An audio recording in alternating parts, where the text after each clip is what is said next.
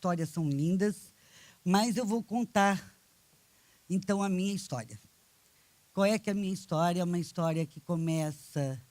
É uma história de amor à camisa e às pessoas. Mas ela começa numa pequena cidade, lá no interior de Santa Catarina, chamada Luiz Alves, em que um casal, o seu Duda e a dona Adelina, meus pais, quando eles noivaram, eles escreveram que iam ter 20 filhos. Tiveram 16. Então, para vocês imaginar que foi um amor bastante intenso que aconteceu nessa história. E meu pai era um poeta. E, por incrível que pareça, minha mãe é que era empreendedora. Quando minha mãe estava grávida, eles tinham um negócio que era nesse lugar.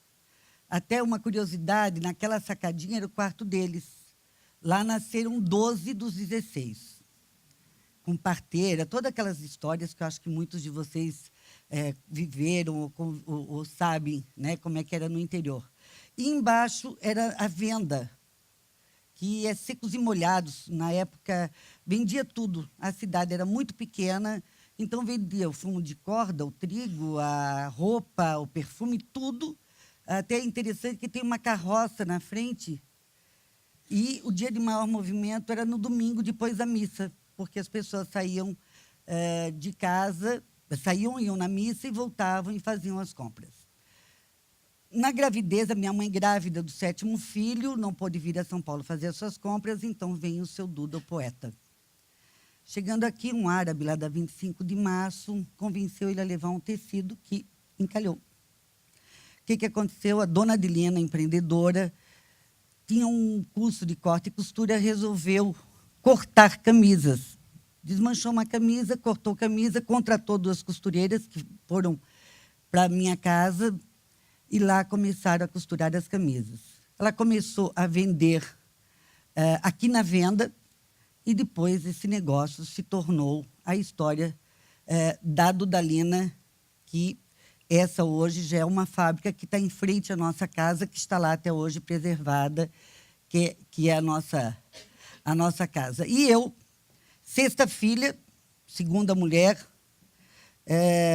todos os meus irmãos já estudavam em Blumenau, já estudavam em colégio interno, e era o meu grande sonho.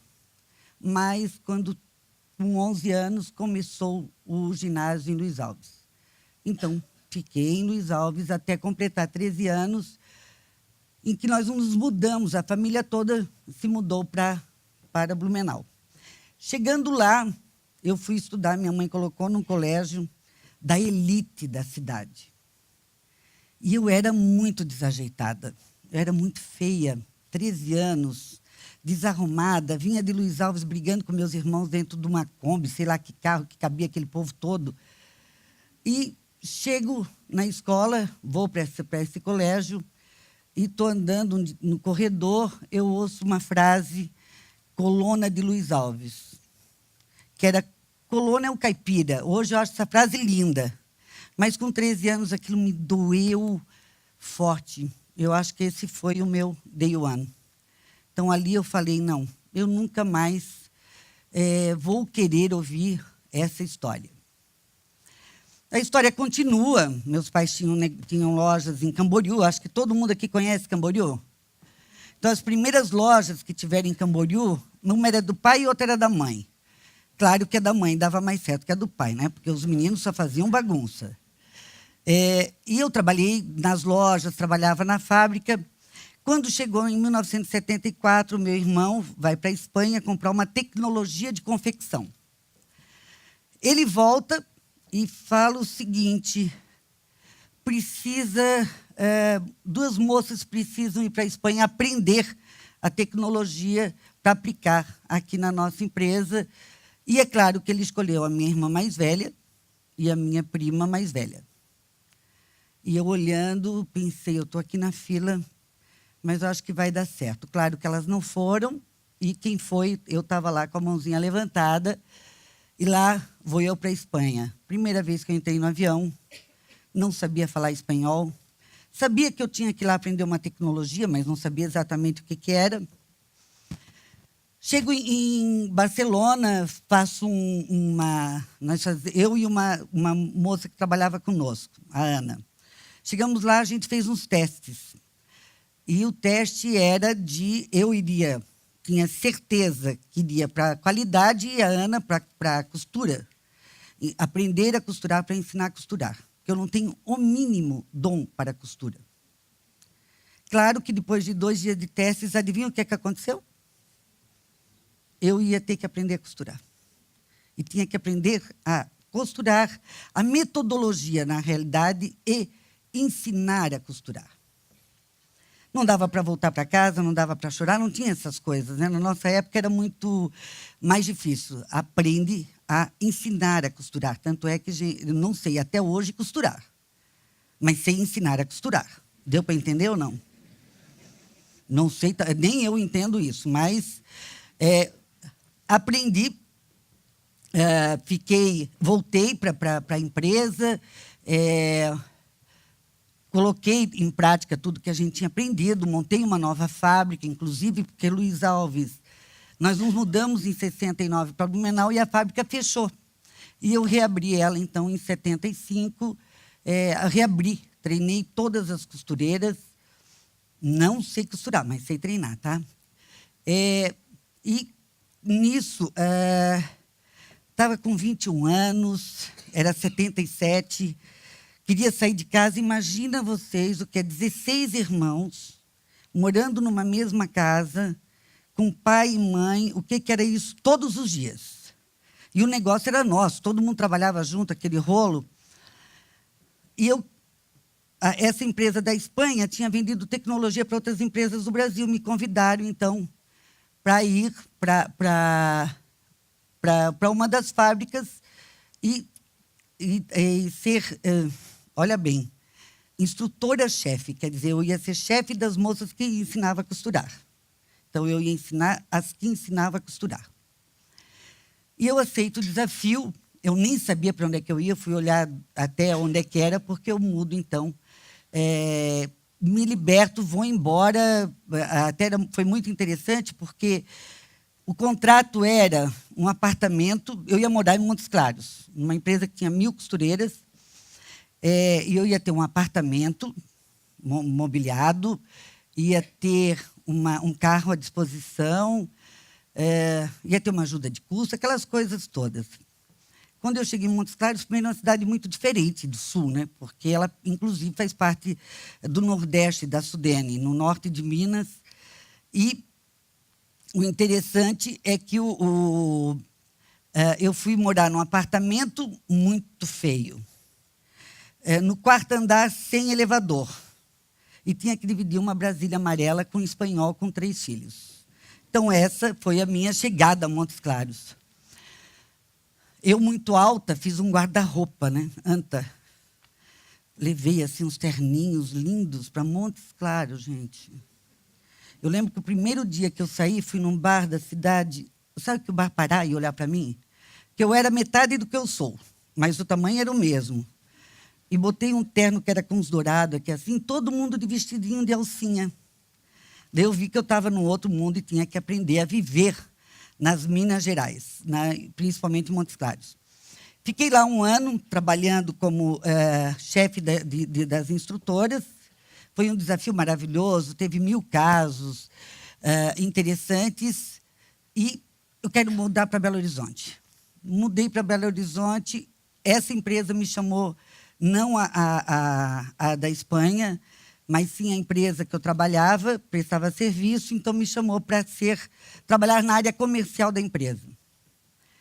Trabalhei mais 2 anos nessa empresa, daí eu falei, não, agora eu quero abrir o meu negócio.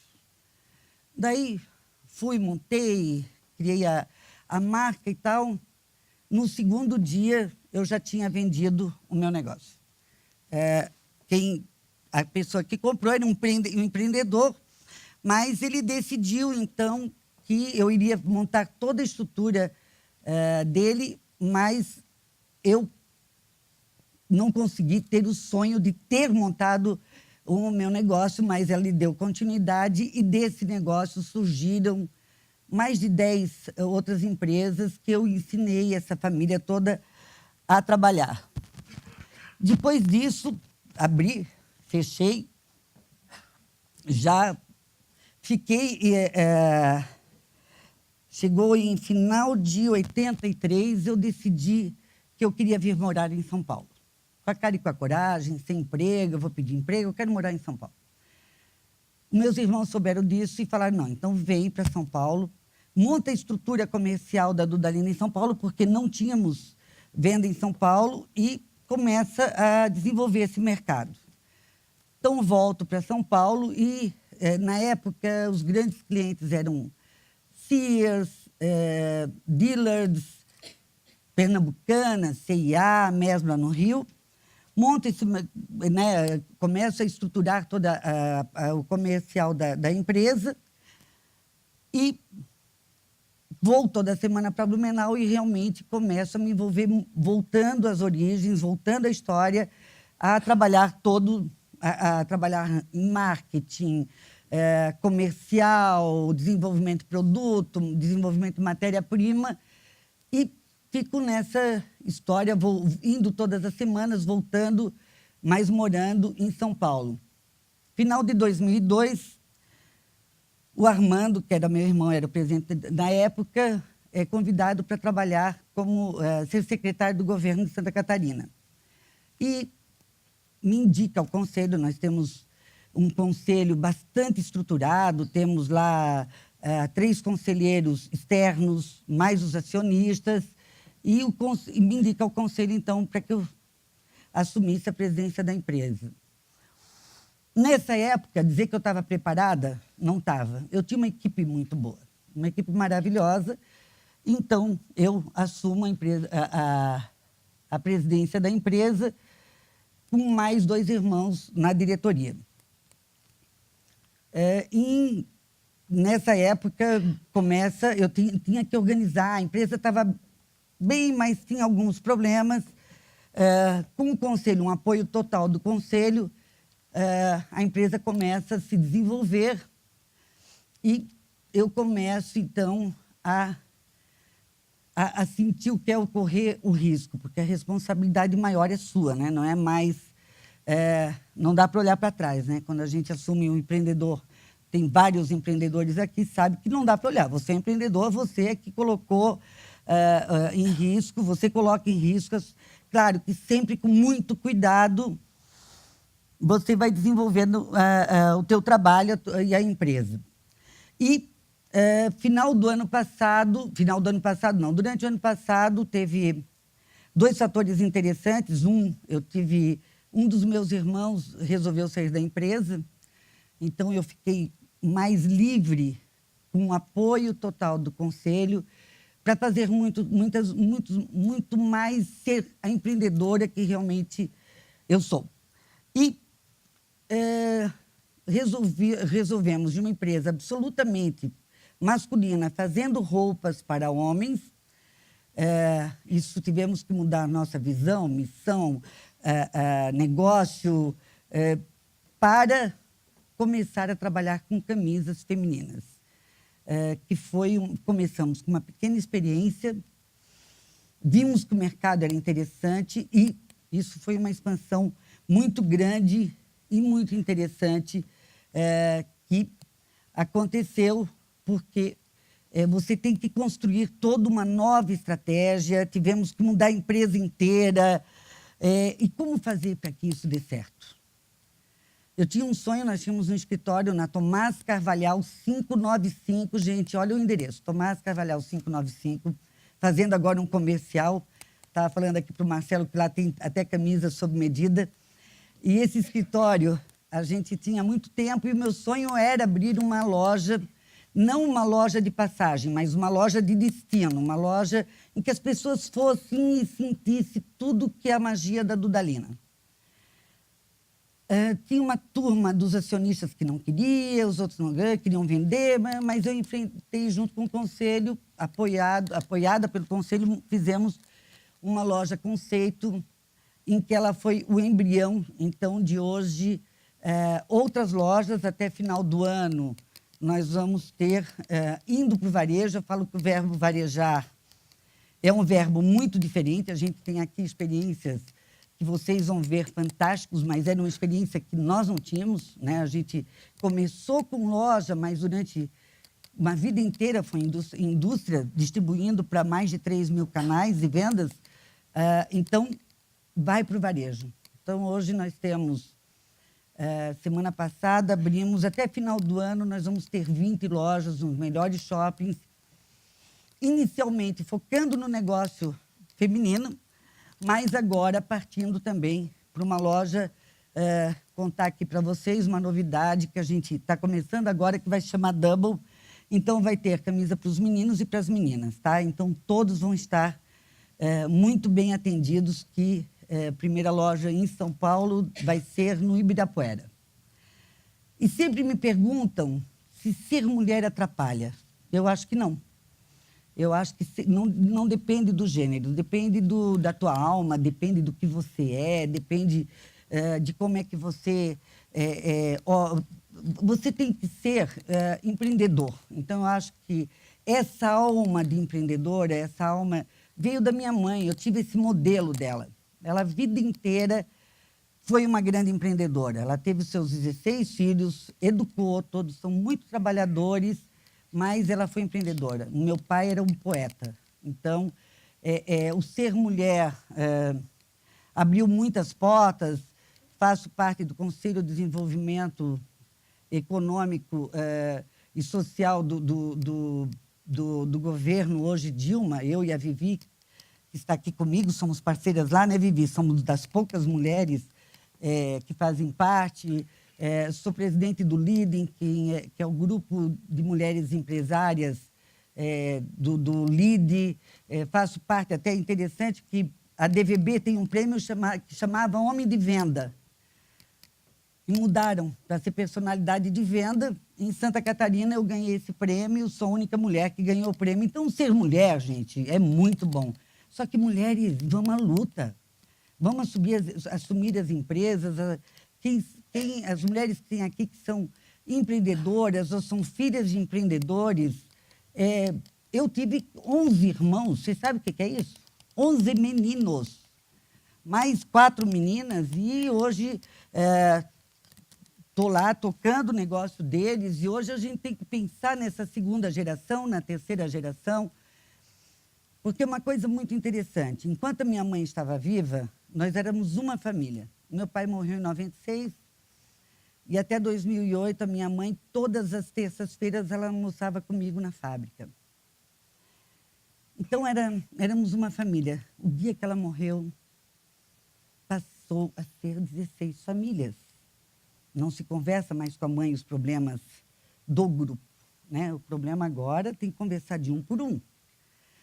Então, você tem que ter uma preocupação, essa empresa tem que ser perenizada, ela não é mais da família só, ela é de uma sociedade. Hoje nós temos 1.600 pessoas, mais de 1.000 mulheres, em 4 cidades do sul do Brasil, uma no Paraná, uma em Santa Catarina, e as outras 4 em Santa Catarina. Então, a gente tem uma responsabilidade muito grande. Então, a empresa ela tem que ser blindada e a família tem que ser resolvida em outra instância.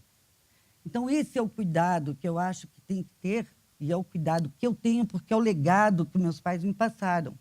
É de cuidar e continuar essa empresa como eles pensaram, como a minha mãe me pedia muito. Filha, você tem que cuidar dos teus irmãos, vai lá, mas isso é uma coisa de mãe, né? Mas cuidar da família, não mais da família como só o legado, mas uma família que já são mais outras 1.000 e tantas famílias que fazem parte do nosso trabalho. E as coisas que a minha mãe falava. Essa frase é dela: trabalhe, trabalhe e trabalhe. O sim eu não tenho, vá sempre à procura. O não eu já tenho, vá sempre à procura do sim. As coisas podem ser muito simples. Procure sempre a solução no que há de mais simples. E O que eu posso deixar de recado para vocês é que a gente tem muito amor à camisa e muito amor às pessoas. Muito obrigada.